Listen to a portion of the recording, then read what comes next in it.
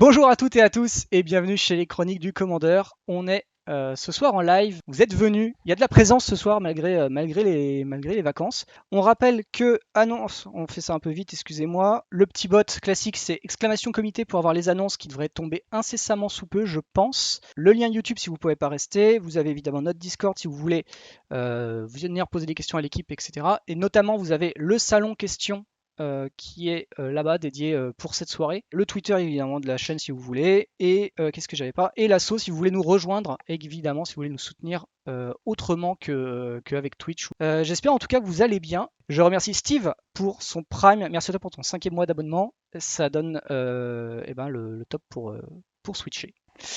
Et donc vous avez une annonce qui est assez chargée pour le coup. Donc, alors là, on a beaucoup de choses. On a All Sticky Finger qui est banni en tant que commandeur seulement. Arden et Thracios qui sont maintenant légales. Donc, et Polymorph qui est également légal, sachant que Arden et Thracios étaient légal avant dans les 99, mais pas en tant que commandant. Et maintenant, tout est légal en tant que commandant et dans le deck. Ça fait beaucoup pour ce soir, Crimlune, non? C'est une annonce qui était dans les cartons depuis assez longtemps. Je reviendrai un petit peu en détail dessus. Et puis la dimension unban, c'est à la fois un petit coup de ménage où on a essayé de réévaluer des cartes qui étaient ban depuis très longtemps, où on s'est dit bon peut-être que maintenant on peut se permettre de les remettre dans la nature et que ça change pas grand-chose. Et d'autres cartes, en particulier on pense à Thrasios, je redévelopperai un peu après, où là pour le coup on espère avoir un impact un petit peu plus spécifique sur le metagame, mais ça je donnerai le détail un petit peu plus loin. Voilà pour l'idée générale. Qu'est-ce que ça m'inspire? Moi déjà je suis très content parce Ouais. que OSF, je pense que c'était je vais pas rentrer dans le débat maintenant, mais je suis content pour OSF. Je pense que tester des unbans sur des partenaires quand la méta a beaucoup évolué, qu'on a eu un gros power creep, c'est même. Je trouve que l'unban Arden est cool parce que ça va ouvrir un nouvel archétype. Équipement qui est assez, on va dire, comment gentiment le dire, miteux actuellement, si ce n'est avec Stoneforge et Pre-War for Malware. Et bon, on a Skullclamp, mais voilà.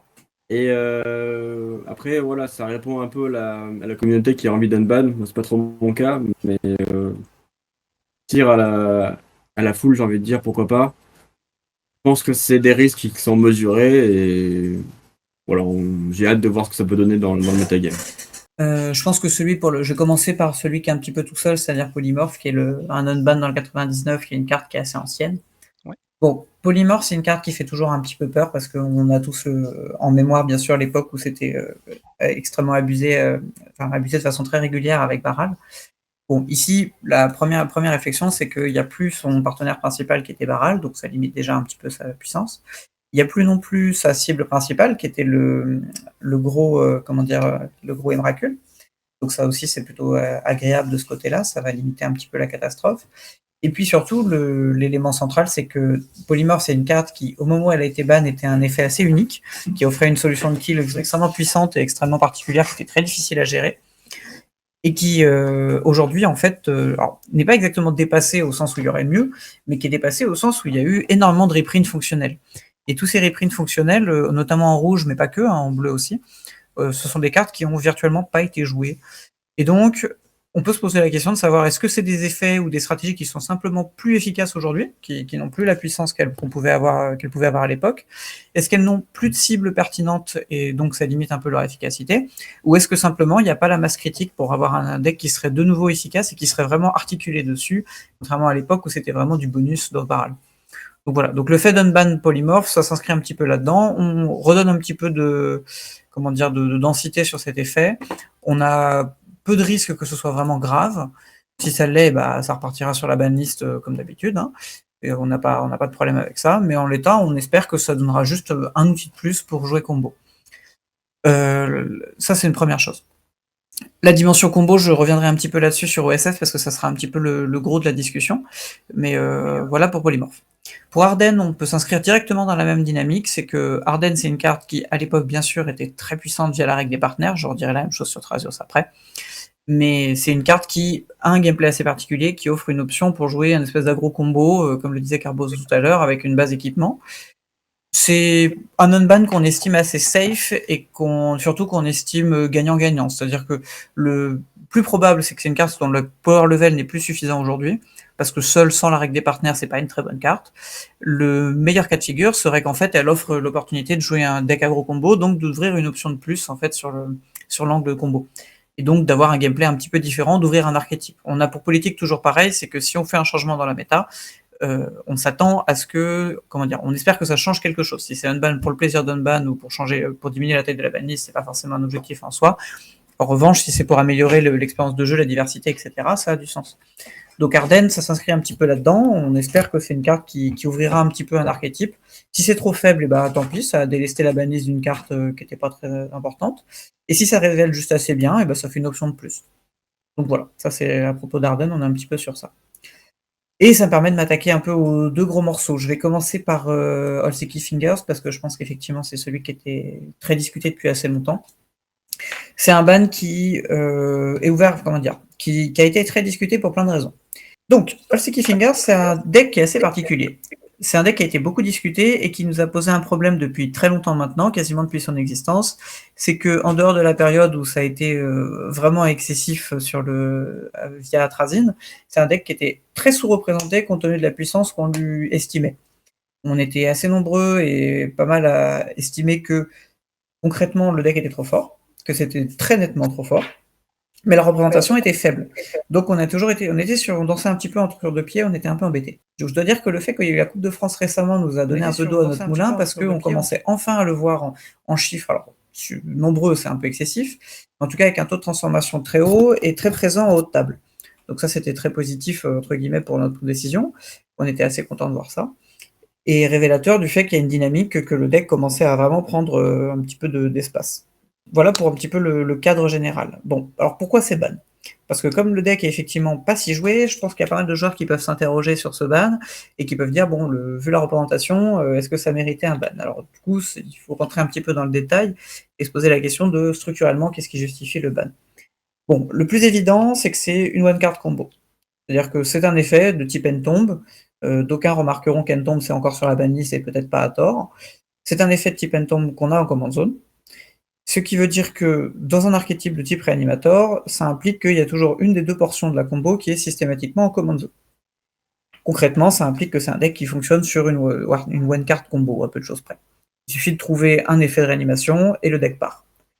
En soi, c'est déjà assez problématique. Je vois effectivement marqué dans le chat, par ailleurs, c'est aussi un trigger de casque, ce qui veut dire que c'est une pièce à combo qui, par ailleurs, n'est que très difficilement contrable en dehors essentiellement d'Airtile ou de Corner Case à base de Stifle, mais fondamentalement, c'est une pièce à combo qui est plus ou moins incontrable.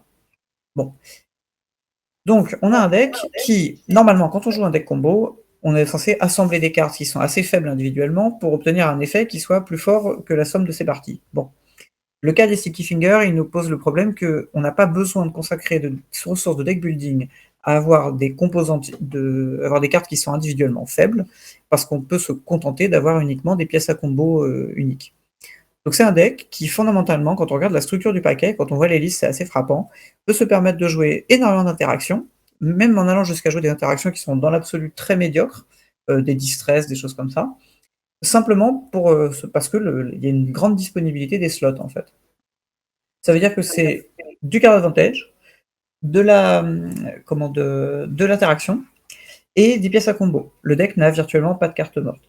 Ce qui veut dire que quand on accumule tout ça, quand on l'affronte, on se retrouve toujours à avoir beaucoup moins de capacité à interagir avec son plan de jeu que lui n'a de réponse à nos capacités d'interaction. L'expérience de gameplay standard, c'est tu joues par exemple Yoshi, tu vas avoir en main une ou deux façons d'interagir, de type Sword to Plowshares, par exemple, une removal qui fonctionne contre la combo, et sauf que Sticky Finger, il va disposer en général de une discard, voire de 2 discards, et il pourra partir avant toi, puisqu'il va pouvoir goldfish plus vite. Si tu joues contrôle, le problème se pose dans l'autre sens, tu vas avoir 2 ou 3 counterspells, il va avoir plusieurs discards, il va avoir des outils de type City of Solitude qui sont des grosses pièces de hate fonctionnelles, et il partira quand même. Donc, la question qu'on a fini par se poser, c'est une question qu'on se pose assez souvent sur ce type de carte, c'est fondamentalement, c'est quoi les mauvais match-up? Aujourd'hui, on n'a identifié aucun mauvais match-up au deck. Il y a des decks qui sortiraient un peu mieux, en particulier, mais c'est assez récent, ça va être les listes de Tamiyo avec un peu plus de beatdown, parce qu'il fallait combiner vraiment à la fois un puissant moteur ACA, une présence sur le board qui permettait d'avoir une cloque, et des interactions assez puissantes. Et il y a très très peu de decks qui sont en mesure de faire ça, et donc voilà. Donc pour la dynamique générale, on a fini par se poser, on s'est dit, c'est un deck qui certes est peu représenté aujourd'hui, qui n'a pas de mauvais match-up, et en général, ça veut dire qu'à terme, on va avoir un problème, et on a préféré agir au plus vite. Et en ce qui concerne Thrasios, du coup, pour terminer, c'est le plus rapide. Pas le plus rapide, peut-être pas le plus rapide, mais Thrasios, c'est une carte qui, comme pour Ardennes, était assez puissante du fait de la règle des partenaires, qui n'a plus aujourd'hui. Ça, c'est une des parties de la puissance de la carte. Donc rien que ça justifie une baisse de power level qui peut, en soi, justifier de la sortie de la banlist. Par ailleurs, Thrasios, c'était une carte qui avait quand même une fonction principale qui était une certaine forme de grind dans les game balls, et surtout une capacité à faire un mana sync dans le cadre d'un plan de jeu combo. Alors, ça m'oblige à faire une petite digression sur le problème de combo en DC. Le problème de combo en DC, c'est qu'on a beaucoup de balles à le faire exister d'une façon qui soit satisfaisante et qui soit pas oppressante. Sticky Fingers, c'était typiquement la version plutôt oppressante de ça, et on aimerait bien trouver des équilibres, et un des équilibrages qui est le plus intéressant pour nous, en tout cas qu'on espère, c'est que dans un format qui n'a pas de sideboard, mais où tout le monde est équipé pour tuer des créatures dans la mesure où c'est un format avec command zone, les decks combo à base de créatures sont des decks qu'on trouve assez intéressants. Ça veut dire que ça ne demande pas des sideboards qui sont très très marqués pour pouvoir les gérer. Ça donne des outils un peu à tous les archétypes. C'est plutôt avantagé contre les decks aggro parce que ça permet de passer par un plan de jeu tout en tenant le board. Et c'est plutôt désavantagé contre les gros contrôles type Tivit parce que justement ça oblige à passer par le board et Tivit il a les outils physiques pour s'en passer.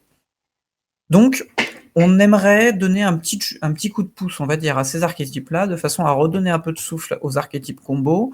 Et une des façons, pour l'instant, qu'on envisage, ça va être justement de rendre Thrasios pour donner une sorte d'enabler en command zone, tout en ouvrant beaucoup de couleurs, qui ouvre un petit peu toutes ces options. Ça reste une carte qui fait un peu peur vu le passif. On estime qu'avec la règle des partenaires, pour l'instant, ça devrait être raisonnable. On va observer un petit peu comment ça se déroule. Et si le deck, bien sûr, devient trop présent, et ben, ça peut être un problème en soi. Mais ça, on verra en temps voulu. En tout cas, en l'état, on s'attend à ce que ce soit tenu en laisse par les decks du type TV, Tatraxa, etc. Et on s'attend à ce que ça ait un edge assez intéressant contre les decks aggro, qui sont actuellement une portion assez intéressante du format. Donc on espère que ça fera un petit peu son trou de cette façon-là, en ouvrant un nouvel archétype. Voilà. Il y a beaucoup de choses à dire. Moi, effectivement, Thrasios me fait un peu peur par rapport aux deux autres. Ardennes, c'est possible que ça soit trop en deçà du format actuel. Mais Thrasios, ouais, c'est surtout l'inconnu, dans le sens où on peut vraiment intégrer n'importe quel combo dedans. Je me rappelle qu'à l'époque, ça jouait beaucoup Breakfast. Donc à savoir mener ta bibliothèque tour 2, tour 3. Et après, tu killais avec n'importe quoi. Tout à fait. J'ai peur que on puisse assembler énormément de combos différents, soit vraiment étouffant. Mais bon, on verra. C'est un risque. T'as raison de le souligner, c'est un risque qu'on envisage. Je suis pas le meilleur interlocuteur parce que je suis plutôt quelqu'un de très frileux sur les zones ban en général. Mais pour l'instant, la plupart des zones ban, on va dire avec un retour critique, la plupart des zones ban sur lesquelles j'avais peur n'ont pas été si graves. Donc pour une fois, on va voir ce que le dernier exemple en date, c'est High Tide et qui faisait très très peur. Et au final, ça a fait un peu plus. Je dois dire que c'est un sujet sur lequel je pense que je me suis complètement trompé. J'étais persuadé qu'High Tide, j'exagère un peu, mais j'avais une certaine crainte. Je me disais, High Tide, il y a un risque. Il y a un risque, il n'y a pas forcément de prédateurs, etc. Manifestement, la vitesse du format a suffisamment évolué, la qualité des interactions a été assez haute pour que finalement High Tide, ça se révèle tout à fait OK. Donc on a un petit peu le même espoir pour Thrasios. C'est que la qualité des interactions ayant suffisamment augmenté, la richesse des archétypes aussi, peut-être que ça peut jouer la même chose. Mais je suis d'accord avec toi, ça reste un unban qu'on va surveiller, de toute façon. Mon point de vue, c'est que ça tombe à un moment où on a Nadu dans le 99 et que ça va être sympa de voir si... Étant donné que Nadu, c'est quand même assez facile à aller chercher, que Shuko, c'est assez facile à aller chercher, qu'on peut facilement coupler ça avec Breakfast, comme cité précédemment. Je trouve que c'est un bon environnement pour tester Thrasios, c'est un bon environnement pour voir si Nadu dans le 99 ça vaut quelque chose. De ce que j'ai constaté personnellement, il y avait un problème de puissance de CZ quand tu veux jouer 4-5C combo un peu fourre-tout. C'est-à-dire que j'ai testé Ezio, j'ai pas trouvé ça satisfaisant. Je me dis qu'actuellement la meilleure CZ du genre c'est Will X. pour jouer combo créature, combo fourre-tout, tout, quoi, 4-5C fourre-tout. Et je pense que Thrasios, why not, quoi, ça ouvre les lignes combo mana infini. Je suis content que tu soulignes Naduge, parce que ça fait un peu partie du raisonnement aussi. On a eu l'option, on y a réfléchi au moment du bad dans la command zone, on s'est demandé, bon, est-ce qu'il est nécessaire de le sortir aussi d'un 99? La carte a un power level tellement élevé que c'était vraiment pas déconnant, que Ajani un petit peu pareil d'ailleurs, hein, c'est des cartes dont le power level individuel pouvait potentiellement justifier un ban individuel. Et un des trucs qui nous a fait garder Nadu dans le format, et notamment parce qu'on réfléchissait aussi à ce type d'unban, c'est que ça reste quand même une carte qui justement donne un plan combo supplémentaire en étant une bonne carte en soi. Alors, est-ce que c'est trop? L'avenir va le dire, on se pose la question, mais tu l'as bien résumé, ça ouvre, on va dire, ça ouvre un plan de jeu supplémentaire dans une optique de combo creature-based, avec une carte qui est correcte en soi, donc qui ne demande pas, c'est pas des combos un peu tordus qui demandent d'ajouter de la crap à ton deck, c'est juste une bonne carte avec un side plan combo. Est-ce que ça, justement, ça peut permettre précisément d'avoir, on va dire, une lame de plus sur le couteau suisse pour essayer d'avoir un combo créature qui fonctionne? Puisqu'on sait que c'est souvent comme ça que fonctionnent les combos créatures en DC. C'est des decks qui vont accumuler un certain nombre de synergies assez fortes et qui vont, voilà, qui cherchent pas forcément à faire A plus B, mais plutôt d'avoir beaucoup de redondance sur un certain type d'effet. Ou alors plusieurs combos qui sont individuellement des cartes correctes, mais que tu peux associer pour avoir un plan de jeu. Voilà, on espère que ça s'inscrive un petit peu là-dedans. Il sera toujours temps, si Nadu se révèle trop fort dans le 99, ce qui est une option tout à fait possible, hein, la carte reste profondément dégénérée, peut-être qu'il faudra nerfer de ce côté-là, tout en conservant une command zone qui permet de jouer, ça on verra en temps voulu. Question par rapport à OSF, sans transition. Est-ce que le fait que la carte sacrifice soit pas actuellement disponible sur un TGO pour des problèmes d'utilisation, enfin de développement Oui. plutôt, est-ce que ça l'a poussé un peu plus vers la sortie ou ça n'a pas été pris en compte du tout par votre... On peut pas ne pas y avoir pensé, mais c'était pas le facteur principal. C'est une décision qu'on avait dans les cartons depuis très longtemps, on n'arrivait pas forcément à trouver le timing ou le consensus ou la façon de le faire dans une façon qui nous convenait. Là, le créneau s'est présenté, il y a une opportunité, mais on peut pas ne pas y avoir pensé, hein, dans la mesure où on est en contact avec des breaks là-dessus, on discute un peu des cartes qui manquent au format, mais c'était pas le facteur principal. Est-ce que la combo Broodlord Swinalf, c'est désirable dans le format? C'est une vraie question. Ça fait pas mal de banlists qu'au SF il est soumis à la discussion et qu'on l'a abordé de plein de façons différentes. Il y a un moment donné, on s'est posé exactement cette question-là. On s'est dit, est-ce qu'il faut taper OSF? Est-ce qu'il faut taper Soenalf? Est-ce qu'il faut taper, comment, pas Sacrifice, Broodlord? Et bon, toutes les options se défendent assez bien. La ligne que je défendrai ici un peu au nom du groupe, c'est que si on a choisi OSF, c'est que la possibilité d'avoir en tombe en command zone, on a quand même beaucoup plus de chances d'avoir des choses qui vont être problématiques avec un tombe en command zone que des façons d'abuser d'un effet qui est quand même assez tarabiscoté par ailleurs. C'est-à-dire que, au fond, ça reste en fait, si tu n'as pas une demi-pièce de combo en command zone, ça reste quand même une pièce à combo très spécifique qu'il faut aller chercher pour ensuite dérouler un plan de jeu un peu spécifique. Ce qui fait que ça a ce côté très straightforward et très facile à mettre en place, c'est vraiment le fait d'avoir une tombe en command zone. Sans ça, on se retrouve avec une occurrence parmi beaucoup d'autres d'un combo qui est très efficace, qui a une base un peu storm, qu'on peut retrouver dans un certain nombre de decks, mais qui sera, je pense, pas du tout aussi facile à assembler qu'avec une command zone dédiée, quoi. Donc on l'a envisagé, mais pour l'instant, ça nous paraît OK. Ok, j'ai l'impression que... Vas-y. en gros, c'est juste parce qu'il y a déjà des shells qui permettent en gros de repartir en one card combo, notamment avec une carte que vous venez d'unban qui est polymorphe.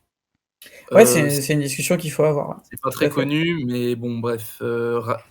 Rograk, Grixis, plus polymorphe, plus Broodlord, plus Soinalf, ça part aussi en combo one card. Donc voilà. Oui, tu peux déjà le faire. Tu peux déjà le faire avec du rouge. Mais là, on y a Ça pensé à cet aspect-là. tendance. Mais la différence qu'on y voit, c'est que justement, en fait, des polymorphes, alors, premier élément déjà, des polymorphes, il y en avait déjà beaucoup de dispo et pour l'instant, ça perce pas. Et deuxièmement, le truc, c'est que finalement, polymorphe, dans ce cas de figure, il a un petit peu quand même un côté, bon, c'est pas exactement une réa, mais ça veut dire que tu as ton end-tomb dans le deck, quoi. C'est un end-tomb pour 4 dans le deck. Ce qui est quand même vraiment pas la même chose, quoi. Le fait de ne pas enlever ces cartes-là, donc le dragon ou Soinalf, ça crée aussi des archétypes combo dans le format, Ouais. donc, comme Cormella, Rograk Ouais, tout à fait. et Aldrich Payne aussi. Et effectivement, quand la diversité de combos n'est pas forcément la plus forte par rapport à aggro, par exemple, C'est pour ça, donc c'est ça permet complètement d'avoir pour ça. un type de combo qui est assez diversifié, on va dire. Ouais, complètement. On a eu un petit peu la Non, même crainte au moment du ban de Breach, justement, enfin du nerf de Breach. Et on s'était posé un peu les mêmes questions et on a opté un petit peu pour la même ligne d'attaque. C'est-à-dire qu'au moment de Breach, on s'est posé la question, faut-il taper directement Breach ou est-ce qu'il faut taper des enablers de Breach? Pour être franc, moi j'étais plutôt partisan de la solution lourde en allant taper directement sur Breach. En fin de compte, force est de constater que finalement Breach sans Lotus Petal et compagnie, ça fait des decks qui existent, qui sont vraiment ok, quoi, qui sont assez honnêtes et qui sont des vrais decks. Donc, de ce côté-là, on s'est dit finalement, pari plutôt gagné. Il y a un archétype Storm qui existe. Il n'est pas aussi dégénéré qu'à l'époque où il était extrêmement facile à mettre en place. Est-ce qu'on peut pas espérer la même chose avec Broodlord? Et de la même façon, pour si moi, Broodlord c'est too much, bah on tapera sur Broodlord. J'ai pas d'attachement, j'ai pas d'attachement à Broodlord. S'il faut qu'il passe à la poubelle, il passera à la poubelle, hein. pour moi, l'archétype Storm, il est quand même en stand-by dans le sens où il doit être surveillé. Oui, Parce que là, actuellement, il est un peu nerfé via le fait que OSF soit très attendu ouais, bien et que les sûr. gens packent un peu de hate. J'ai toutefois quand même peur que si les gens enlèvent la hate suite au ban de OSF, ça parte un peu en vrille. Bon, ça, on verra à l'avenir. C'est une possibilité. Après, j'ai l'impression que la gueule du metagame, de façon générale, elle s'est quand même un petit peu équipée sur la Headgrave. Alors, bon, c'est un truc qu'on dit tout le temps, hein, il y a de la Headgrave incrémentale un petit peu gratos qui s'intègre un peu partout. Mais je trouve que les joueurs ont, en tout cas sur un tournoi lambda, on voit quand même de plus en plus d'effets de base qui vont faire cet effet, quoi. On verra, encore une fois, tout est ouvert de ce côté-là. Moi, je trouve que P-Wave, c'est le drop 4 le plus fort du format dans de nombreuses parties. Et que ça nous fait des belles parties à sens unique quand tu joues un deck qui joue des créatures. J'ai testé de jouer un peu Aragorn, parce que je trouvais que un des arguments pour jouer Aragorn, c'était que c'était un des decks les plus forts avec P-Wave, et que faire P-Wave T4 dans Aragorn T5, c'était clore la game face à beaucoup de decks. C'est une carte qui m'obsède depuis quelques années et je pense que c'est une des cartes les plus sous-estimées du format et que j'utilisais beaucoup il y a assez longtemps comme exemple type de carte que les gens ne rationalisent plus comme étant extrêmement polarisée, comme étant extrêmement broken, etc. parce qu'ils ont pris l'habitude de jouer avec depuis 10 ou 15 ans, alors que c'est effectivement une des cartes qui a l'impact on-cast le plus dégénéré du format. Malgré tout, ça reste une carte, encore une fois, qui, si je m'en sers souvent comme exemple, c'est pour dire, il existe beaucoup de cartes de ce power level-là, et c'est pas P-Wave qui va dépasser suffisamment du lot pour que ça mérite d'être ban. Par contre, je m'en sers beaucoup dans ce cas de figure, effectivement, pour dire, ça mérite pas d'être ban, mais ça permet de faire de relativiser un petit peu l'évaluation du power level en se disant, il y a certaines cartes qu'on n'évalue même plus comme puissantes et qui sont en fait très très haut en power level. Donc je pense pas que ça mérite son ban, mais je suis d'accord que c'est probablement le meilleur drop 4 blanc du format. D'assez loin même. Adjani dans le 99, je trouve que. Est-ce que c'est pas une carte qui a une sorte d'effet Ragavan, Ouais. on va dire, à nous créer des games random ou en mirror d'aggro? Il y a un mec qui pose Adjani et son adversaire qui joue des créatures et qui ne peut plus attaquer. Ouais, complètement. Ça fait partie des cartes qu'on a très très fort envisagées dans le ban dans le 99 et pour lesquelles on s'est dit on va lui laisser le temps de vivre un petit peu. En faveur du ban, bah, c'est ce que tu viens de dire. C'est une carte qui bloque les boards, qui a vraiment un effet extrêmement sclérosant sur un état de board. C'est une carte qui peut facilement emporter la game toute seule, donc ça rentre un peu dans cette catégorie Ragavan, deal or die, quoi. Ce qui la sauve au contraire, c'est que ça reste une carte qui, si tu buildes pas autour, il faut quand même que tu aies spécifiquement une carte rouge à côté pour qu'elle fasse les effets aussi débiles qu'elle est censée faire. Donc pour l'instant, c'est pas évident, en tout cas dans tous les cas de figure où je l'ai vu, et je l'ai pas mal vu quand même en partie, c'est assez régulier qu'elle soit puissante comme une carte puissante, mais que en fait l'absence de drop rouge à côté fasse que finalement tu te retrouves avec un effet tout à fait ok, et pas avec un card advantage dégénéré comme tu peux l'avoir quand c'est en command zone et que c'est très facile à setup. Donc pour l'instant ça paraît tout à fait ok, mais c'est pas du tout absurde d'imaginer qu'un jour peut-être ça parte dans le 99. Et sinon, vite fait, Invert Polarity. Ça, c'est une carte qui est quand même super feel bad, donc ça fait partie un petit peu comme Comet, où la question se pose de est-ce que c'est vraiment une question de power level ou est-ce que c'est une question de feel bad? Je suis pas capable de donner une réponse définitive maintenant. Le power level, il est OK. Le feel bad, il est monstrueux. L'intérêt stratégique, il est très questionnable. C'est très comparable à Comet sur ce registre. Je pense que la difficulté, c'est que ça reste quand même une forme d'interaction un peu spécifique. C'est une carte que j'ai du mal à envisager sur la banlist, même si Dieu sait que je déteste la carte. Alors, on va pouvoir passer aux questions. Alors, c'est plusieurs cartes d'ailleurs. Je vais le dire dans la foulée, donc un peu toutes. Donc, c'est une question de Watanabe. Avec l'arrivée de MTGO, donc, et avec un nombre plus important de joueurs, est-il prévu d'unban un certain nombre de généraux qui mériteraient de vérifier que ces généraux historiquement ban méritent toujours de l'être? Alors du coup, je vais pas dire ceux qui, qui sont tombés aujourd'hui. Alors lui, il cite, du coup, la personne cite Akiri car ça lui paraît pas craquer quand on voit les généraux actuels. Asmorano, même si je sais que c'est le sujet à débat pour la polarisation que ça apporte, je pense qu'un notban se teste. Breya, je pense que c'est pas le bon power level dans un triptyque de couleurs qui est quand même assez faible en dehors de Marchesa. Alors il y a quand même 4 couleurs, mais Ezreal, je vois pas le power level derrière. Geist, je pense que ça se teste en unban. Je ne vois pas le deck passer Tamiyo ou Slimfoot and Squee, par exemple. Najila, j'en sais rien, mais ça me paraît power level 2015 et pas 2024. Idem pour Vanifar. Donc ça, c'est des cartes qui rentrent dans des catégories très différentes et donc qui ont des, on va dire on peut envisager de les unban ou de les ban pour des raisons différentes. Donc je vais faire un petit peu, Akiri, par exemple, dans une moindre mesure, il y a eu un général, il y a quelques générales Alors qui sortent justement, qui ressemblent vaguement, quoi. en gros, on va différencier plusieurs catégories. Il y a une catégorie qui est une question de, comment dire, de diversité dans le format. Il y a une catégorie qui est une question de type de gameplay qu'on veut privilégier. Donc je vais faire déjà ces deux-là. En termes de diversité, Akiri ou Asmo, ça rentre un peu dans la même catégorie. Pas forcément même power level, donc ça c'est tout à fait discutable. D'ailleurs, c'est discuté. Si on prend l'exemple d'Asmo, qu'est-ce qui posait problème avec Asmo? Asmo, le problème, c'est que c'était un deck qui était très fort, qui était en fait la meilleure version d'Agro possible. C'est-à-dire qu'elle avait la récursivité et la puissance brute pour se battre contre contrôle en jouant sur le cimetière, en posant des réponses assez spécifiques. Mais c'était surtout un deck qui wallait tout seul aggro, en ayant la possibilité d'avoir des removals infinis en command zone, et donc qui se positionnait à la fois comme un aggro prédateur d'aggro, mais qui était fort contre le reste. Il y avait de la disruption, etc. etc. Donc, le problème d'Asmo, peut-être, je dis bien peut-être, ce serait un deck qui serait jouable dans le format actuel. Je pense que c'est quand même trop fort, hein, à titre personnel, mais on peut l'imaginer pour l'expérience de pensée. La difficulté, c'est que même si on l'autorise, ça veut dire que très rapidement, ça va se positionner comme la meilleure forme d'aggro possible. Et typiquement, qui aurait envie de jouer un Yoshi si tu peux avoir en command zone en face une 3-3 qui va ping la plupart de tes bêtes et qui pourra les one-shot facilement? Qui voudra jouer Moto si tu as accès à ce type de carte qui va faire un peu la même chose en mieux, etc. etc. Et donc, c'est typiquement le genre de carte, même si c'était d'un strict point de vue power level possible, ce qui est envisageable, j'ai peur que ça casse en fait la diversité en se positionnant juste comme la meilleure version possible du deck.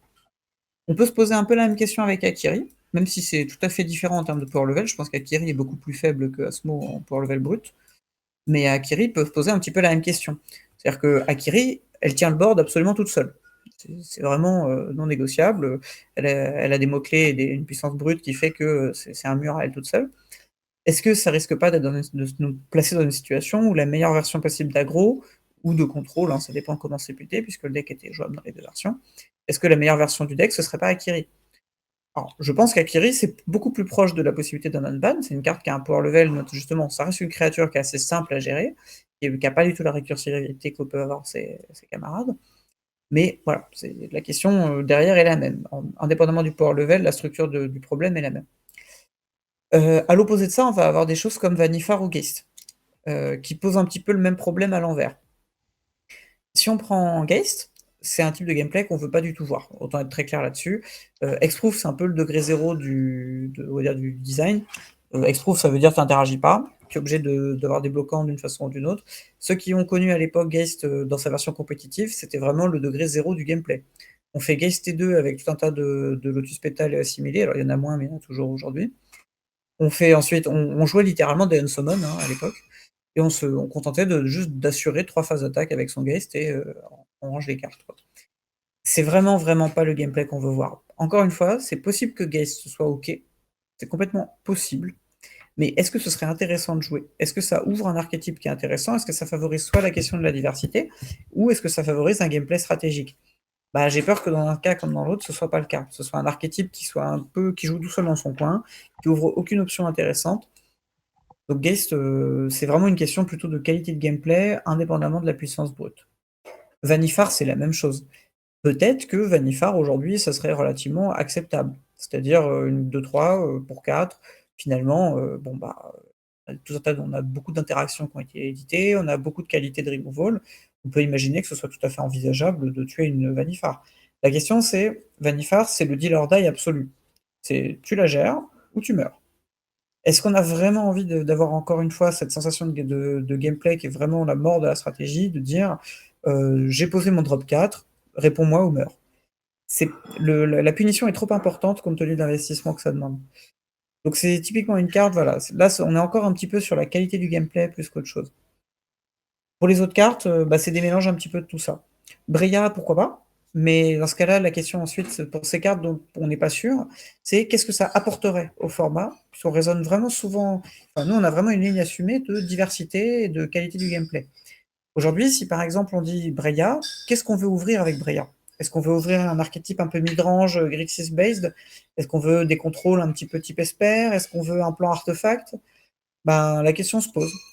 Finalement, est-ce qu'aujourd'hui on a besoin d'ouvrir cet archétype, sachant qu'on a déjà des options vraiment intéressantes pour le plan de jeu, on va dire Esper Control ou Grixis Control?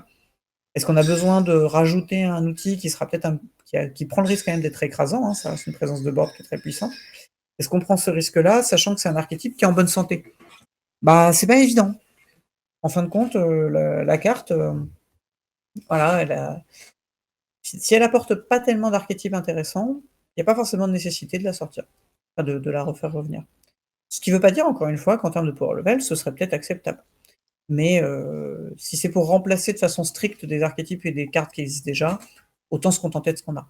Aujourd'hui, par exemple, Marchesa, c'est très bien, Tivit, c'est très bien. Je ne suis pas capable aujourd'hui de dire si Marchesa, c'est mieux que Tivit ou l'inverse. Mais le fait que les deux existent et que ce soit deux plans de jeu assez comparables avec des similitudes, mais avec des différences, bah, c'est plutôt très positif pour la diversité du format. On n'a pas forcément envie de fusionner ça sur une seule command zone qui serait meilleure. Voilà un petit peu les grandes lignes. Je suis en phase. Bon, vas-y, j'en citerai d'autres. J'ai une question moi, d'un point de vue plus large en termes de spectre. C'est par rapport à Tamiyo, dans le sens où Tamiyo, je trouve que c'est une carte intéressante pour le format. Ce qui est cool avec elle, c'est qu'on peut la build de plein de façons, donc ça élargit le spectre des possibles, donc comme on peut le faire en artefact, en art control, en tempo, en big mana. Néanmoins, le souci que je vois avec Tamiyo, c'est que j'ai l'impression que les art control que tu viens de citer justement, ils sont de plus en plus en train de disparaître. Et de ce fait, ok, on gagne Tamiyo et des variantes de Tamiyo, mais j'ai l'impression qu'on est en train de perdre énormément de art control. Que penses-tu de ça? Est-ce que tu penses que c'est ok pour le format? Est-ce que c'est juste une mode et les art control vont revenir en s'adaptant? Ou est-ce que on est voué à poursuivre ce constat indéfiniment tant que Tamiyo est légal? Bah, c'est une très bonne question. Tamiyo, c'est une carte sur laquelle j'ai des opinions extrêmement contrastées et je pense que c'est très révélateur de plein de trucs super intéressants, on va dire, dans la gestion du format. Donc il y a beaucoup de choses à dire dessus. Le premier niveau, c'est que c'est une carte on nous avait un petit peu entre guillemets alerté dessus, et il y a pas mal de bons joueurs qui, au moment dès le spoil de la carte, nous ont dit bon, il y a un potentiel, la carte est très puissante, est-ce que ce serait pas trop fort, etc. On n'a pas réussi trop à se mettre d'accord, les tests n'étaient pas forcément concluants à ce stade, mais c'est une carte qui a fait lever le sourcil, clairement. Au moment où on a ban Nadou et Ajani, on s'est posé la question, est-ce que c'est une carte qui devrait suivre le mouvement ou pas? Ça paraissait clair que non à ce moment-là. Les tests n'étaient pas du tout assez concluants, il n'y avait aucun recul. Et ça n'a pas du tout écrasé le format comme ont pu écraser le format, justement, les deux autres dès le début, quoi. Donc, je trouve que c'est une carte qui est hyper intéressante parce que si ça se révèle trop fort, ce qui est possible, je n'exclus rien, c'est typiquement une carte qui aura mis beaucoup de temps à ce que ce soit clair que ce soit trop fort. On est vraiment sur ce niveau de power level où c'est peut-être bien, peut-être très bien, peut-être trop bien, mais franchement, bien malin celui qui aujourd'hui est capable de dire à 100% est-ce que c'est OP ou pas. C'est sûr que c'est correct, c'est impossible que le deck ne soit pas au moins correct. Donc Ensuite, le vrai power level, stricto sensu, il est très dur à évaluer. Bon. Ça, c'est plus un truc un peu général. Je trouve que ça donne un petit peu d'eau au moulin pour toutes les discussions de ce qui est évident et ce qui n'est pas évident. C'est un truc qu'on répète souvent, mais il y a des décisions qui sont évidentes. Nadu était évident. Personne n'était en désaccord sur Nadu. Mais c'est assez rare, en fait. Il y a beaucoup de cas de figure où c'est pas le cas. Ensuite, comme tu l'as dit, il y a un effet de mode. Le deck vient de sortir, il est très fun à jouer, il y a énormément de façons différentes de le builder. Sur la CDF, si je dis pas de bêtises, j'ai relevé au moins 5 ou 6 versions.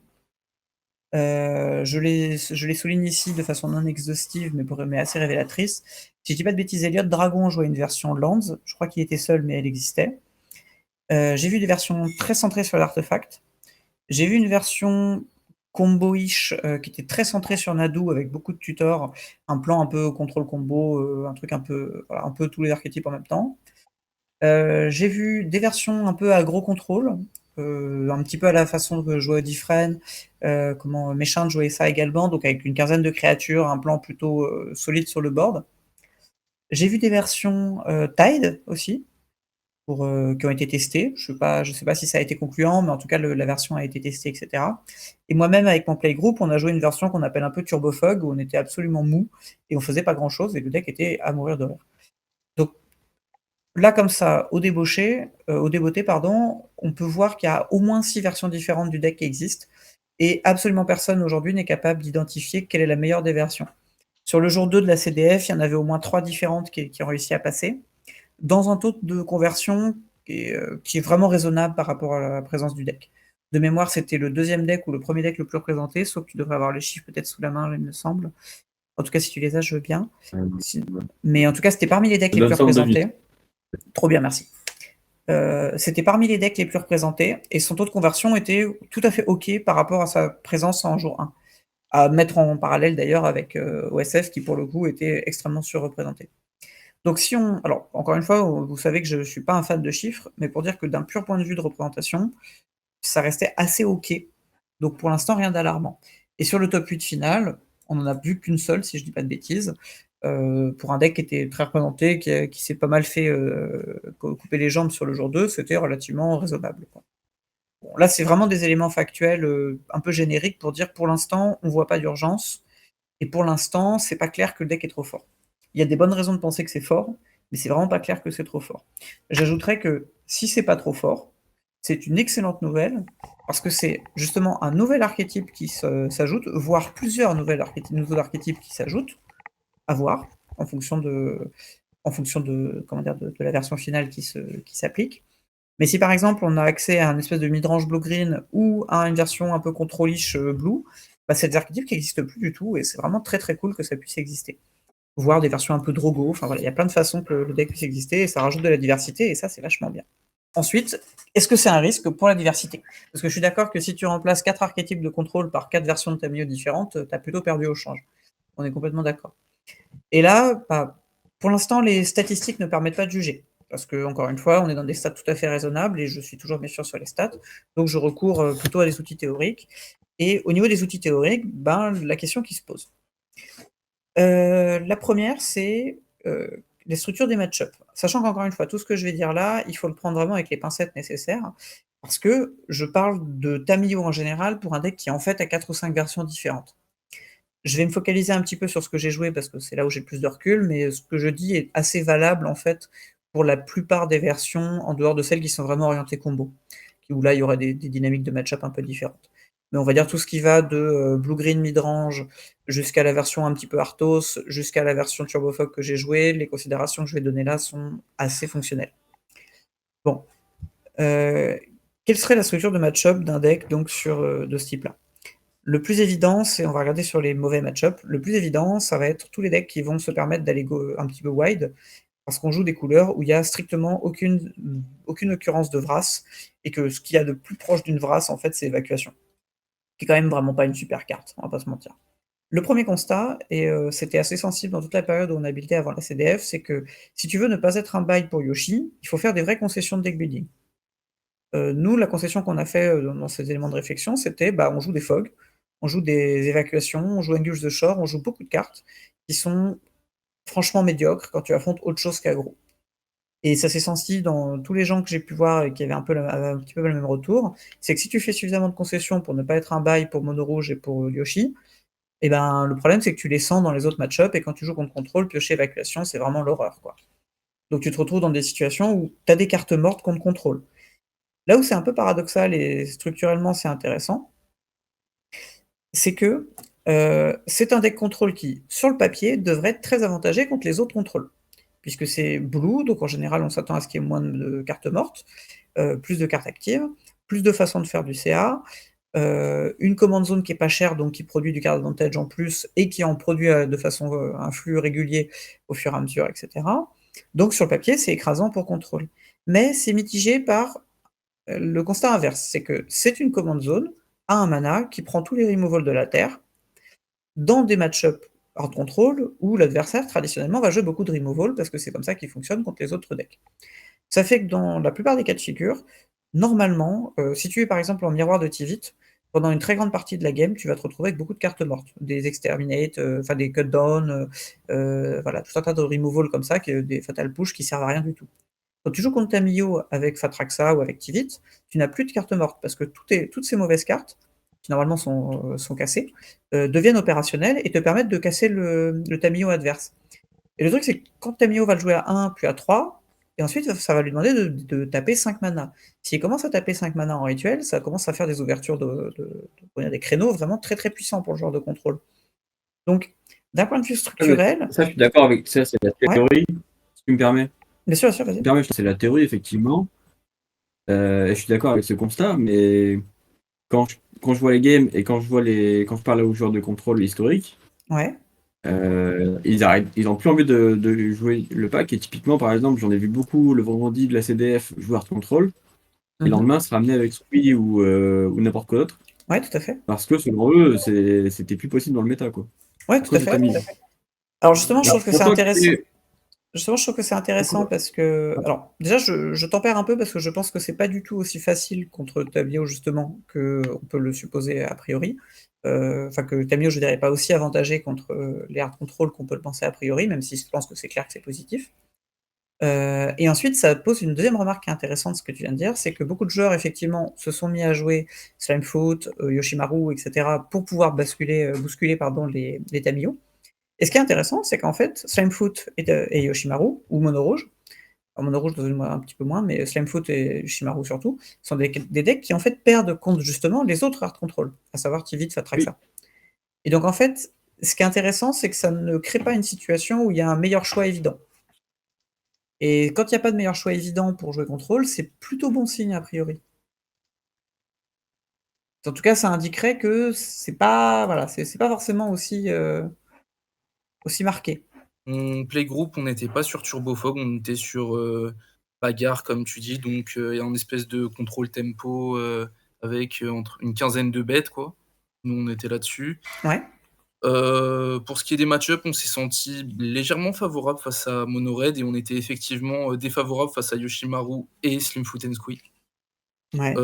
Ces versions mono-you, enfin mono-bleu quasiment, on les a trouvées extrêmement devant contre Control, parce qu'elles obligeaient Control à mulligan dans un mana sous peine de se faire dépasser au CA vraiment trop. Genre, en fait, tu as une dynamique tempo, notamment sur le play, où tu vas faire Tamio T1. Si ton oppo il check pas Tamio, ben désormais tu fais au moins un clou. Et puis ton oppo, ben, et cette fois tu as du mana up.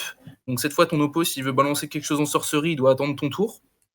Donc, enfin bref, ça. Oui, clairement. Ouais. C'était hyper. Ça crée des games très polarisés, on va dire.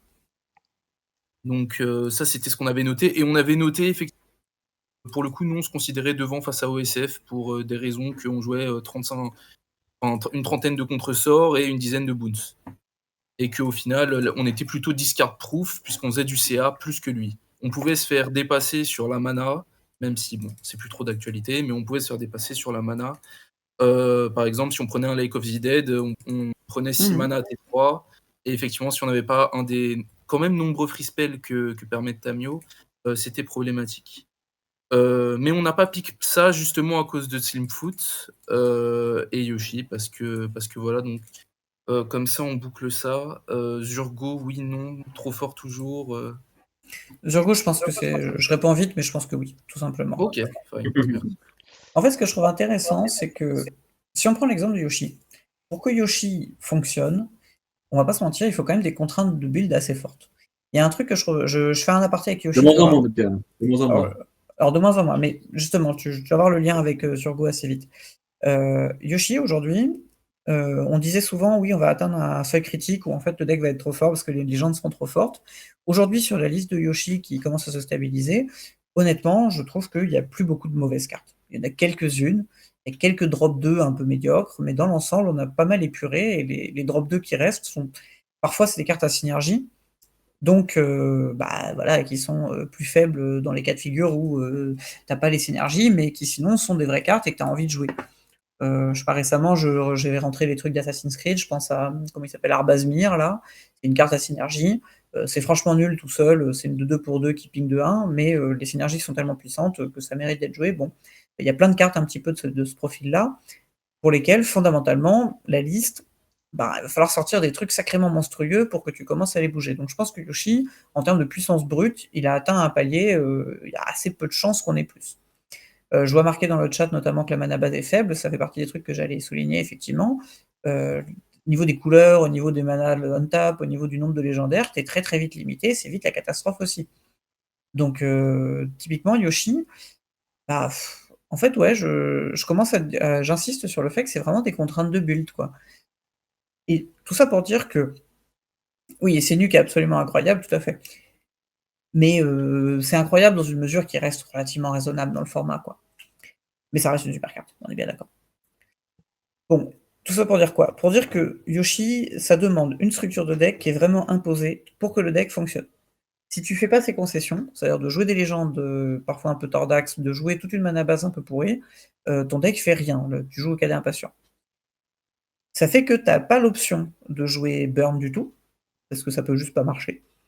Et donc la question s'est jamais vraiment posée comme ça, et qu'un deck qui joue pas burn, qui joue bien le board avec plein de créatures, ça va avoir beaucoup de mal à être très écrasant si la command zone n'est pas trop écrasante, parce que bah, à la fin tu vas quand même prendre ta brasse et jouer nos jeux normalement. Si on enlève toutes ces contraintes, qu'on se retrouve à pouvoir jouer strictement mono rouge, et que tu te retrouves à du coup n'avoir que des drops 2 efficaces, pas de synergie, plein de burn et relais jeunesse. Ben, je pense que ça commence à faire beaucoup en fait. Aujourd'hui, Feldon, c'est déjà un bon deck. C'est pas exceptionnel, c'est pas tier 0,5, mais ça reste un deck vraiment raisonnable. C'est un deck, si je dis pas de bêtises, il y en avait un en top 8 à la Coupe de France, il y en avait dans les hautes tables, c'est un deck qui marche et qui est vraiment solide.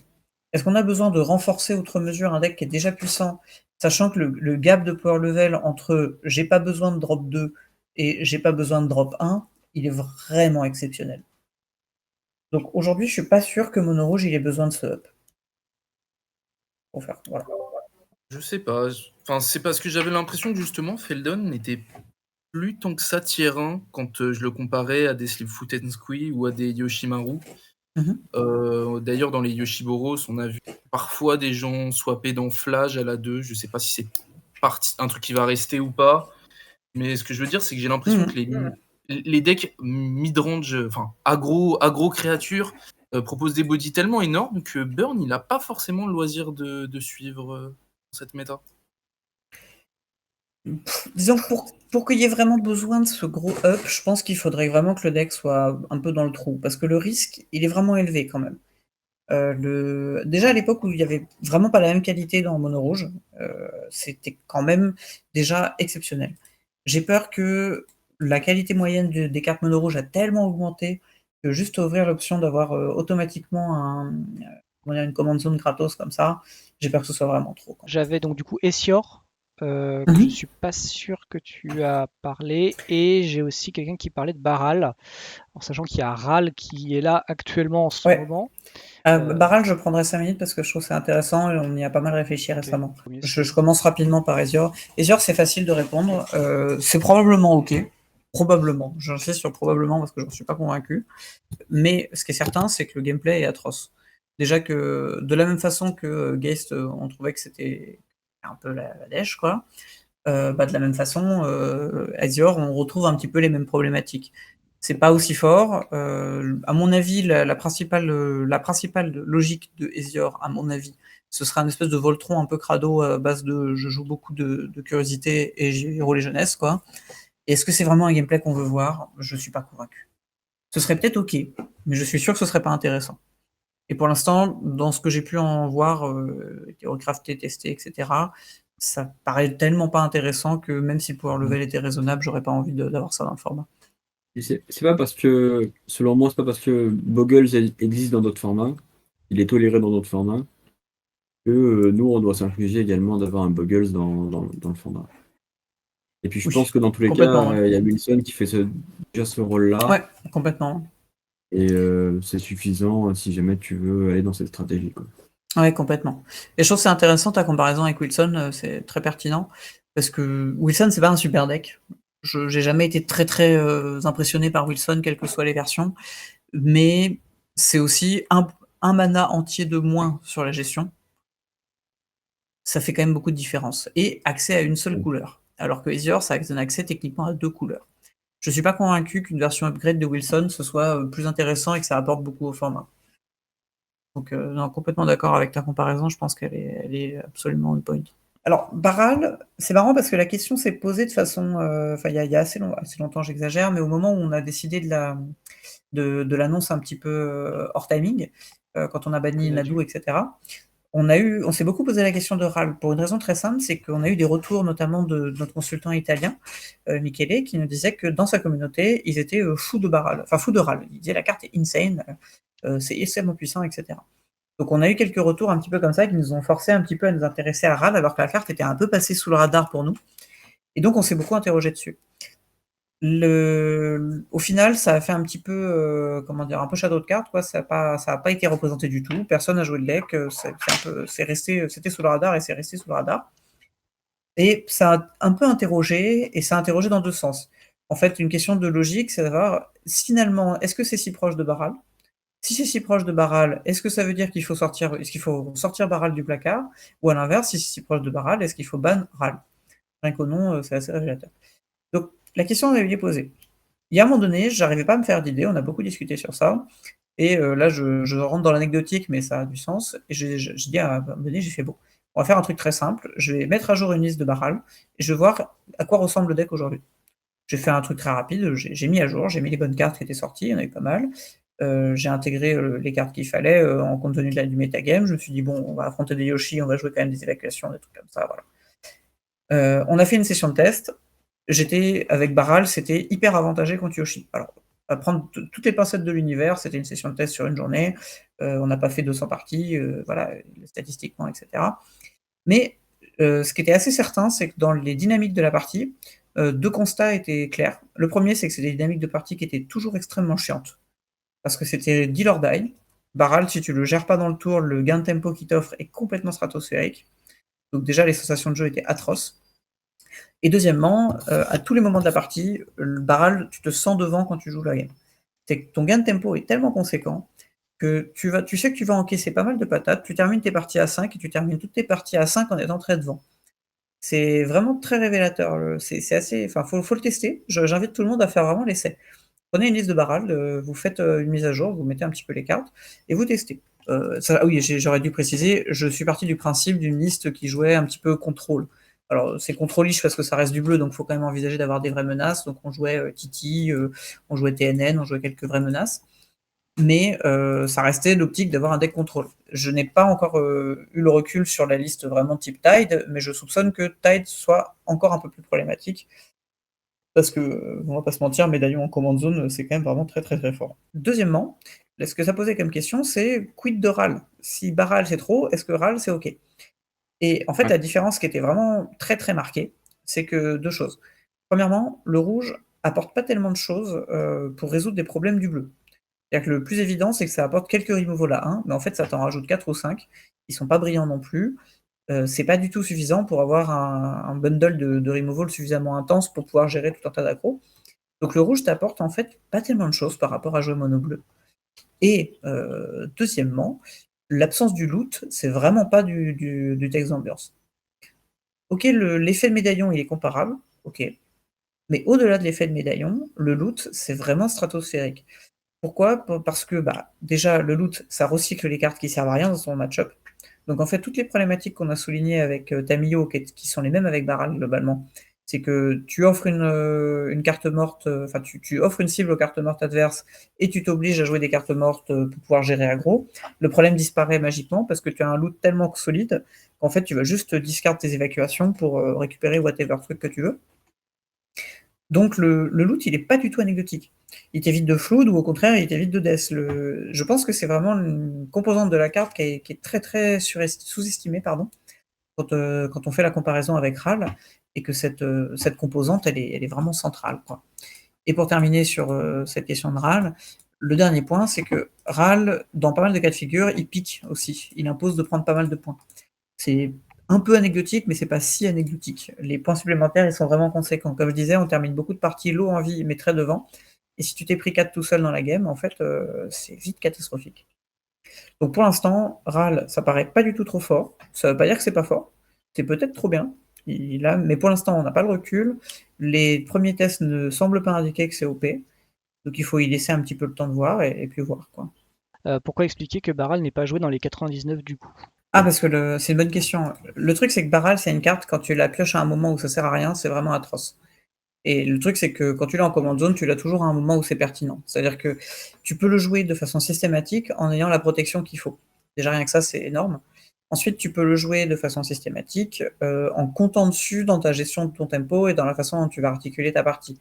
Si tu n'as pas de façon de compter dessus, tu as des cartes que tu vas jouer sur des tempos tout à fait différents. Alors, je prends des exemples idiots, mais si tu te dis, par exemple, grâce à ça, je vais pouvoir avoir un counter spell backup plus du card advantage, mais sauf que si tu n'as pas la certitude de piocher un barrage sur ton prochain tour, tu vas peut-être jeter ton counter spell et te priver de ton card advantage, ou alors au contraire faire le parti pris inverse, dire j'accepte cette menace supplémentaire, mais j'ai besoin de développer mon jeu en piochant des cartes.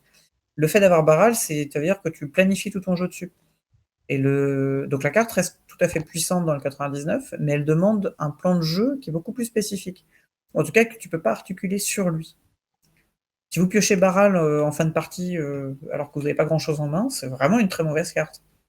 Si vous avez Baral en command zone et que vous le rejouez un peu tardivement en ayant toujours pioché des cartes, etc., ça reste tout à fait ok. C'est vraiment ça fait partie de ces cartes qui ont une différence de force très très marquée entre le 99 et la command zone. Un petit peu tout à l'heure on parlait de Ragavan, c'est un exemple caricatural, pas Ragavan, pardon, Zurgo. C'est un exemple caricatural, mais Zurgo dans le 99, ça fait peur à personne. Zurgo dans le command zone, c'est une carte très très puissante. Pour la même raison. C'est que la capacité à articuler ton plan de jeu autour, elle est vraiment très très sensible. Moi, je voudrais discuter d'une CZ plus que d'une carte.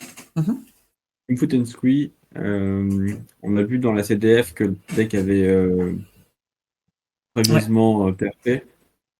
J'ai conscience personnellement que le deck a profité d'une faille de metagame à travers Tamio qui a fait le chemin justement contre ces bêtes noires qui sont les hard control. Néanmoins, est-ce que c'est pas aussi lié au fait que, et principalement que MH3 a fortement poussé le deck vers un niveau de jeu qui était, vers un niveau moyen du jeu qui est fort. Ouais. Donc voilà, est-ce que pour toi c'est juste un effet de mode, c'est juste des circonstances qui sont dépendantes de ce tournoi et de la situation, ou est-ce que le deck est pas devenu un peu trop fort pour le format? La réponse courte, c'est que je pense qu'effectivement, on est encore au stade de l'effet de mode. Et alors, pas dans le sens négatif, bien sûr, hein, c'est un super deck, et ça fait partie des decks forts du format, et c'est bien que ça existe en tant que tel. Mais je suis d'accord avec toi, il y a à la fois un trou de metagame, comme tu l'as dit, c'était bien positionné contre beaucoup de bons decks du format. Il y a un renforcement, parce qu'effectivement, il y a beaucoup de bonnes cartes qui sont sorties. Mais c'est aussi un deck, comme je le disais tout à l'heure, qui a des vrais prédateurs, qui rament un peu contre les vrais contrôles qui tâchent avec des vraies brasses. Et par ailleurs, alors ça, c'est un truc auquel j'ai peut-être déjà parlé de ça avec je sais plus qui, peut-être pas avec toi, je sais plus avec qui j'en parlais. C'est un petit plaisir que je me réserve à l'issue de la Coupe de France. L'argument que j'allais développer là-dessus, c'est qu'au moment de la CDF, je me suis fait cette remarque-là. Je me suis dit, bon sang, il y a beaucoup de slime foot. Et je me suis dit, on va forcément venir me faire cette remarque-là. Si on regarde le top 8, de mémoire 4 slime foot, un Feldon, un Aragorn, qu'est-ce que j'oublie? un Tamio, je crois.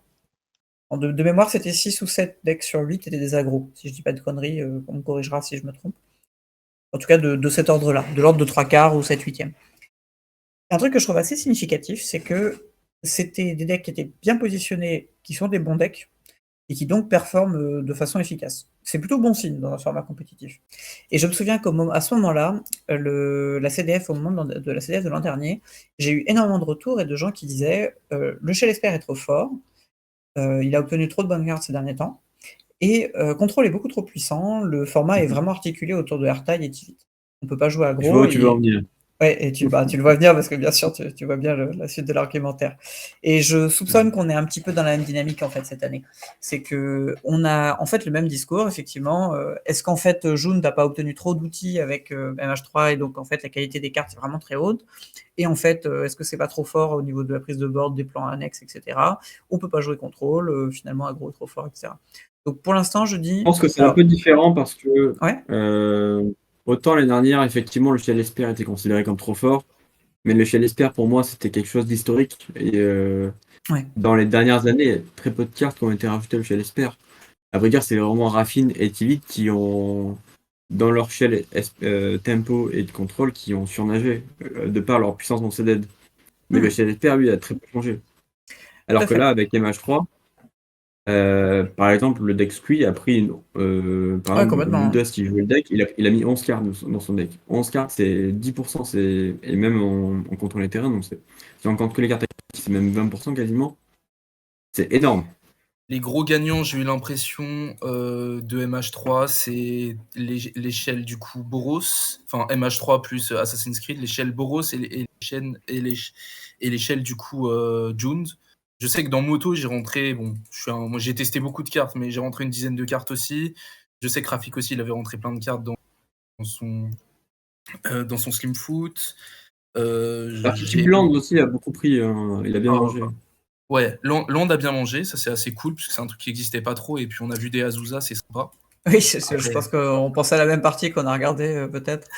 Récemment, j'en discutais avec Grégoire à Châteauroux après la CDF. Je le voyais faire tourner son Azusa. Il m'a dit qu'il avait rentré quelque chose comme 10 cartes aussi. Et le deck était vraiment un gain de power level complètement impressionnant. Ouais, Donc, c'était- tout ça pour dire qu'en gros, on observe petit à petit dans MTG, mais ça c'est en train de venir avec moderne, c'est une baisse du coût des menaces. C'est-à-dire que moi je sais que pour avoir. En fait, je vais prendre mon exemple. Il y a 6 mois, à peu près, je jouais moto et je me rends compte que les T3 sont un peu trop lents pour le format et que dans mon deck moto, je veux des T2. Et à l'époque, il y a 6 mois, il y a très peu de T2 dans les couleurs Rakdos qui sont puissants. Quand je dis puissants, c'est des T2 qui vont nécessiter un removal, une réponse sous peine de faire du CA ou trop de pression.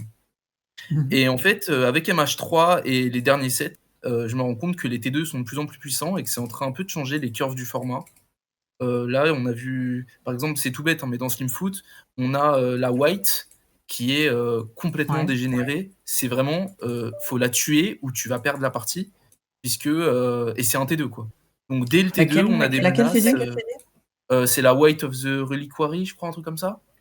Ah, la 2 vigilance. Ouais, la 2 vigilance qui sacrifie des créatures pour tuto land. J'étais en mode, c'est fortiche et c'est aussi fort dans l'effet que ça l'était sur le papier. Donc voilà, qu'est-ce que vous pensez? Est-ce que au niveau. En fait, j'ai l'impression que Magic se midranges. Là, on a les Goyf aussi hein, qui sont rentrés dans pas mal de decks. Qu'est-ce que vous pensez de cette dynamique un peu au comité? Qu'est-ce que selon vous, est-ce que ça va faire évoluer le format? Je pense que je crois que la fin de ta phrase a coupé, mais j'ai compris la question néanmoins. En gros, la question c'est est-ce que tu trouves qu'il y a une augmentation de la qualité des menaces et que la curve se baisse? En gros, c'est ça, non? Est-ce que je trahis ta pensée? Ouais, en gros, Oui, c'est ça. c'est ça. Ouais, ça marche. Moi, je m'inscris plutôt en faux contre ça. Je suis assez, après je sais que c'est une ligne que je défends depuis assez longtemps, mais je trouve qu'au contraire, on a un format où ça reste possible d'avoir des très, très grosses curves et d'avoir des plays assez puissants. C'est marrant parce que justement, on parlait avec Trott de moto il y a pas très longtemps et lui, je sais qu'il joue, une quarantaine de landes, plein de drop 4 et il y va et c'est parti, quoi. Et il a une curve bien grasse, il joue beaucoup de cartes, il land à tous les tours, il rejoue son général. Et j'ai l'impression que il y a un peu de frilosité dans le format. Il y a un petit peu on a quand même un peu cette tendance à se dire, bon si ça a pas un impact catastrophique au cast, c'est faut se méfier de la carte, quoi. Mais, je pense qu'on peut accepter facilement de faire plein de rien dans le format. Puisqu'on est sur l'anecdote personnelle, de la même façon, le deck que j'ai joué à la CDF, j'ai énormément apprécié mon week-end, je me suis marré comme tout. Je jouais Tamio, j'appelle ça Turbo Fog, c'est pas exactement Turbo Fog, mais pas loin. Franchement, le paquet, je jouais 45 landes, une curve assez haute, plein de drops bien catastrophiques à 6 mana, et le deck il tournait tout seul, je faisais rien. Je lande, je faisais des évacuations, je faisais des réclamations, et j'ai jamais eu l'impression d'être asphyxié par une curve basse en face. J'avais des réponses efficaces dans les hautes curves, je pouvais faire des shackles, des diverses choses. J'ai jamais eu l'impression, dans la plupart des decks que j'ai joués ces derniers temps, d'être asphyxié, on va dire, par une curve basse. Toutes les games étaient longues et toutes les games me permettaient de monter en mana. À la limite, j'ai beaucoup testé Yoshi, j'ai failli jouer ça à la CDF. Yoshi, j'ai même régulièrement eu l'impression inverse où je me disais bon, est-ce qu'il faut que j'augmente mon nombre de landes et que je mette des drops plus chers parce que là j'ai l'impression que je fais 1, 2, 3 et après j'ai plus de vue et j'ai perdu, quoi. Alors Yoshi, il a cette difficulté que le recast du général est catastrophiquement nul, donc ça fait partie des faiblesses inhérentes au deck. Contrairement par exemple à Moto qui permet d'être toujours très très puissant au recast. Mais donc voilà, je pense que il faut relativiser quand même le problème de la baisse de curve et du deal or die. Je pense que d'autant plus qu'on a des éditions de removal de plus en plus qualitatives qui sortent. Donc je suis plutôt confiant là-dessus. En tout cas positif, comment dire, enthousiaste. Je pense qu'on va plutôt vers plus de qualité de ce côté-là. J'ai passé un week-end formidable à jouer des Shadow of the Second Sun tout le week-end, c'était incroyable. Ça faisait rien. Je payais 6 mana, il se passait rien. C'était vraiment royal. Le Magic qu'on aime. Alors, c'est une question de Brico, donc bis à lui, qui me demandait du coup par rapport à MTGO, est-ce que déjà, bon, je pense que oui, vous êtes en contact avec Daybreak, et est-ce que vous avez des remontées statistiques de la part... Est-ce que vous pensez que vous allez arriver à avoir des remontées statistiques des events comme les ligues Freeform Commander qui vont arriver ou pas? Alors, des données, on en aura forcément au même titre que tout le monde, quoi, de façon publique. On aura peut-être accès avec certains aspects, avec certaines données à terme. Là, de toute façon, c'est évidemment beaucoup trop tôt pour pouvoir en parler. Mais de toute façon, enfin, c'est typiquement le genre d'exemple qui fait qu'il faut se méfier des données, quoi. Une ligue, il faut voir qu'est-ce qui est en entrée, qu'est-ce qui est en sortie, qu'est-ce qui peut être utilisé, qu'est-ce qui peut ne pas l'être. Il peut arriver qu'on ait des choses différentes. Enfin, ça reste, comment dire, pour pouvoir te répondre, il faudra qu'on attende d'avoir suffisamment de recul, de voir quel type de données sont données, sans mauvais jeu de mots, et qu'est-ce qu'on peut en faire de façon constructive ou pas. C'est un peu dur de te donner une réponse vraiment structurée tant qu'on n'a pas le recul sur qu'est-ce qui est produit.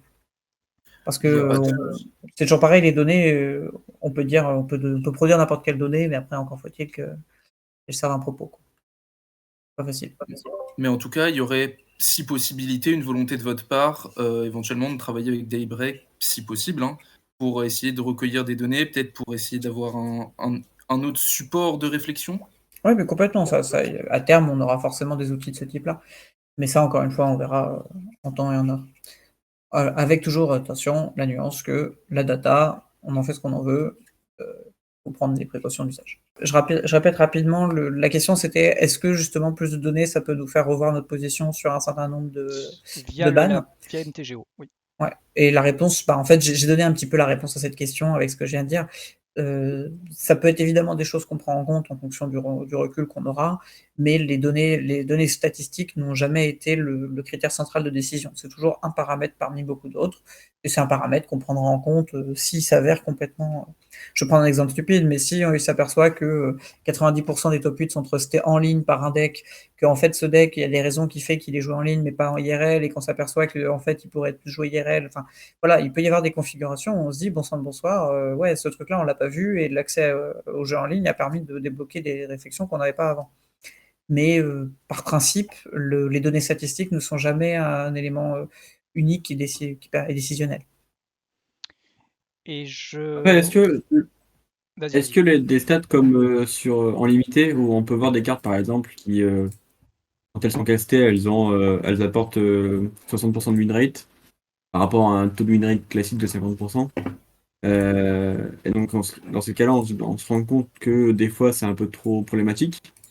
Est-ce qu'on pourrait avoir ça, par exemple, au hasard, hein, le win rate qui explose quand on caste une faux, et qui finalement montre en porte-à-faux ce genre de carte?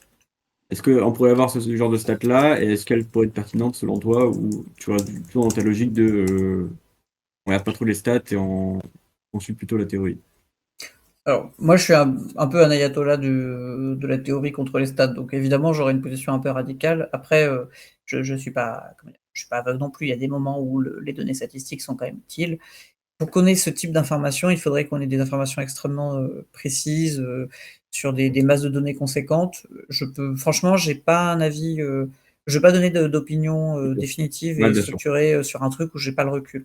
Je préfère me laisser Ok. le temps de voir ce que ça donne et donner une opinion un peu plus pertinente le cas échéant. C'est très bien. Euh, Juste une petite question en même temps, parce que je pense que ça peut aussi jouer sur MTGO par rapport à MTGO. J'ai une question de JWatt on a vu donc du coup avec Nadu que vous aviez décidé de faire une annonce en avance.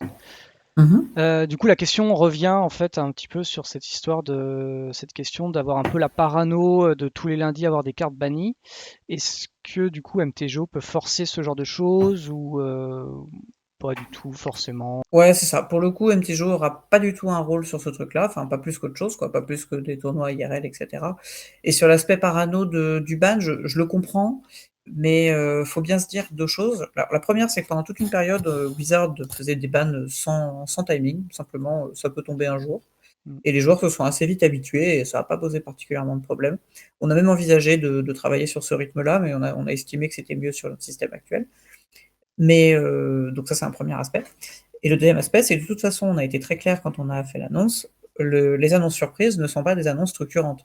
Le but n'est pas de dire on prend une orientation. L'annonce qu'on a fait aujourd'hui n'aurait pas pu être une annonce surprise, une annonce out of schedule. Oui. C'est une annonce. Les out of schedule visent à nous donner une option, une liberté d'action pour agir sur des problématiques qui sont ponctuelles et qu'on a besoin en fait de résoudre rapidement. En fait, pour être très clair, un des éléments de réflexion, c'est à quel rythme est-ce qu'on a des gros problèmes dans le format. Ce rythme, il est en fait pas si élevé, c'est une fois tous les ans au maximum du maximum. Et en fait, on a besoin d'avoir un petit peu d'options, voilà, cette option pour travailler sur des phénomènes un peu ponctuels, sans qu'il s'agisse de remodeler le format, voilà, sans qu'il s'agisse de dire voilà, on teste ce truc-là, tiens, au fait, on verra la semaine prochaine ou quoi. Non, le but, c'est d'avoir quand même un environnement de tournoi qui est stable et qu'on agisse dans les cas où il y a besoin d'agir de façon un petit peu urgente, fonctionnelle, etc. Alors, est-ce que vous pensez déjà qu'il va y avoir un gros bouleversement de méta du fait que potentiellement des streamers vont se mettre à jouer à MTGO, etc. Et est-ce que vous pensez que l'internationalisation du format, elle peut mener le comité à s'internationaliser à un moment, à prendre quelqu'un qui n'est pas francophone, par exemple Est-ce que vous restez ouvert à ce genre de choses ou pas? Ou c'est trop complexe, vous préférez pour l'instant des consultants, etc. Tout ça, c'est des options qui existent et qui sont ouvertes. On est déjà assez international, hein, puisqu'on a déjà beaucoup de consultants. On discute toujours beaucoup avec nos représentants locaux, on va dire. Mais après, la problématique, elle n'est pas tellement sur l'internationalisation liée à MTGO, c'est simplement est-ce qu'on a un candidat qui convient, est-ce qu'on a des gens avec lesquels on est capable de travailler. Si le cas se présente, on est fermé à rien. De toute façon, pour l'instant, encore une fois, on n'a pas de, comment dire, il n'y a pas de règles définitives fixes et non négociables sur ces questions. Donc on est déjà une structure qui est assez internationale de toute façon. On verra, c'est un peu difficile de donner une réponse comme ça en 30 secondes, mais la réponse courte, c'est ça. Et Ouais. sur l'aspect internationalisation et niveau de jeu de MTGO, est-ce que ça va changer le méta? C'est une question qui est intéressante. Je pense que non, globalement. Je pense que on va avoir plutôt une augmentation du nombre de joueurs. Je ne suis pas convaincu que fondamentalement, que ça bouleverse l'équilibre. À la limite, ce que je peux anticiper, peut-être, c'est une pure hypothèse, hein, c'est qu'on reste un format qui est sujet aux effets de mode, on reste un format où il y a énormément de brou à faire, et il y a un point sur lequel dont je suis assez convaincu, c'est que la nature même du format avec le singleton fait que tester, c'est difficile. On peut difficilement tester avec du 99. Il y a plein de cartes où on va pouvoir faire plein de tests, on n'aura juste pas assez de parties pour pouvoir être sûr de ce que ça donne. Et ce que je pense, c'est que ça a deux conséquences. C'est que le format, il est très très valorisant pour les joueurs qui maîtrisent bien la théorie de Magic, parce que ça permet de compenser l'absence de test, de dire voilà, ça devrait fonctionner. Et deuxièmement, ça valorise aussi beaucoup les joueurs qui sont capables de bien comprendre le format spécifiquement. Et le truc, c'est que c'est pas exactement la même chose. Comprendre bien Magic en général et comprendre bien le format. On a tous vu plein de très bons joueurs, excellents, infiniment meilleurs que moi, qui débarquaient sur un tournoi de DC avec des a priori parce qu'ils sont habitués à des formats 60 cartes, et dire en fait, oui, ça, je m'aperçois que c'était pas bien, ça, je m'aperçois que c'était mieux. J'ai eu un échange très rapide avec Thierry Rambois, par exemple, en sortant de la CDF, qui est un joueur bien évidemment exceptionnel, et qui disait en fait, j'avais théorie-crafté ce truc-là, ça me paraissait vachement bien, j'ai fait des games, j'ai vu que le tempo du format c'était pas ça, finalement je jouerai à autre chose. Et ça, en fait, la capacité à la fois comprendre la dynamique du format et avoir une grosse base théorique sur le format, sur le Magic en général, pardon, ça, je pense que ça peut avoir conséquence que on va avoir des très bons joueurs, on espère, qui vont tester MTGO, et ces très bons joueurs qui testent MTGO, en fait, il est très possible qu'ils perçoivent des choses ou qu'ils aient des analyses qu'on n'avait pas du tout, que des fois ce soit de la merde parce qu'en fait ils connaissent pas le format, ils testent un truc, ils s'aperçoivent que c'est nul, mais aussi que des fois en fait ils repèrent des choses que personne n'avait repérées et que hop, ça relance une dynamique complètement différente où il y a on va dire un petit peu des cartes ou des structures ou des stratégies ou des commandes zones qui étaient passées sous le radar et qui soudain explosent quoi. Et ça, je pense que c'est complètement possible. Je pense pas je pense pas qu'il y ait de chamboulement massif, mais je pense que s'il y a plein de choses qu'on a pu rater et qui pourraient être complètement découvertes entre guillemets. Je voudrais apporter un dernier thème parce que qui a quand même, ça arrive pas souvent et c'est arrivé 2 fois ce mois-ci, ce qui est quand même assez rare au sein des membres du comité, c'est qu'il y a 2 membres qui sont partis, que sont Prévin et Sgana. Et là, j'ai une question de Zoos qui voudrait savoir si vous avez déjà des profils en tête. Quid d'intégrer un profil venant de l'étranger comme Kikei à l'époque. Voilà, ça rejoint aussi un peu la question de Carbozo, je crois, sur. Je vais Voilà. rester superficiel, mais en gros, de toute façon, on réfléchit un peu à réorganiser notre façon de travailler, de penser, etc. On est évidemment ouvert à des recrutements non francophones. C'est une option qu'on envisage très sérieusement. Il faut rappeler qu'on l'a déjà eu, hein. On a déjà eu des core members qui n'étaient pas francophones. Et par ailleurs, on me souffle dans l'oreillette aussi que le Sgana est resté comme consultant, par ailleurs. J'aurais dû préciser dès le début. Et il était là à la CDF d'ailleurs, pour ceux qui ont pu lui passer un petit bisou. Et voilà. Donc on a eu des core members qui étaient non francophones, ça s'est bien passé, il n'y a pas de raison que ça ne recommence pas. Pour l'instant, on fonctionne à 3. On va voir un petit peu si on peut évoluer par rapport à ça. Est-ce qu'on a possibilité de recruter du monde ou pas? Et la remarque un peu plus générale, c'est que pour l'instant, on n'est pas forcément en recherche active, mais on a repéré quelques profils. On a quelques idées assez claires de ce qu'on veut en termes de personnes pour travailler avec nous. Et on a reçu aussi des messages de gens qui pouvaient être potentiellement intéressés. Donc tout ça, c'est des choses qui vont se faire sur le temps, mais une chose est certaine, c'est qu'on ne veut pas rusher et qu'il ne faut pas oublier que c'est quand même une position où on discute quand même beaucoup. C'est le gros de ce qu'on fait, on va pas se mentir. Et c'est important d'avoir des profils où on est capable à la fois d'avoir des compétences communes, mais aussi une capacité de travail ensemble. Du relationnel, ça demande quand même plein de choses. Donc on ne veut pas rusher, prendre quelqu'un en se disant il faut absolument qu'on soit 5. On préfère fonctionner comme on fonctionne pour l'instant. Et si on trouve les profils qui nous conviennent, on complétera le roster si besoin. Qu'est-ce que vous pensez d'un format très diversifié? Est-ce que vous n'avez pas peur d'avoir une émergence de plans proactifs, puisque les stratégies réactives ne couvriront plus assez de trous, on va dire? Je sais pas si je me suis bien fait comprendre. Si, je vois tout à fait ce que tu veux dire. La question, elle se pose. La réponse rapide, c'est non, ça me fait pas peur. Et pourquoi? Parce que de toute façon, ce qui est sûr, c'est que la diversité, c'est un objectif de la banlist. Ça, c'est absolument assumé. Ça fait partie comment dire, des aspects centraux de notre politique de ban, de toute façon.